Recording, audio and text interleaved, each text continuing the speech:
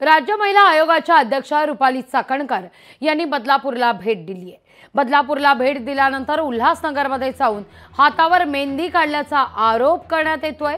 रुपाली चाकणकरांच्या भूमिकेवर राष्ट्रवादी शरदचंद्र पवार पक्षानं टीका केलेली आहे। रुपाली चाकणकर नौटंकीबाज असल्याची बोचरी टीका करण्यात आलेली आहे। रुपाली चाकणकर बदलापूरमधल्या घटनेसंदर्भात संवेदनशील आणि गंभीर आहेत का, हा सवाल आता उपस्थित होतोय।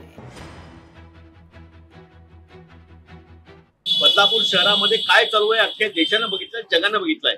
त्या धर्तीवरती तुम्ही काल व्हिजिट केली आणि तुम्ही सांत्वन परिषद प्रश्नावरती काहीतरी बोलल्यात आणि लगेच तुम्ही उल्हासनगरला जाऊन हातावरती मेहंदी काढता, त्याचं तुम्हाला दुःख काहीच नाहीये।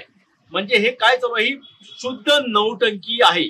आणि राष्ट्रवादी काँग्रेस या आम्ही आमच्या भूमिकाचा त्यांच्या भूमिकेचा निषेध करतो की लवकरात लवकर रुपाली चाकणकर यांनी या गोष्टीचा बाबतीत राजीनामा द्यावा, कारण ही गोष्ट महाराष्ट्राला अपेक्षित नाहीये।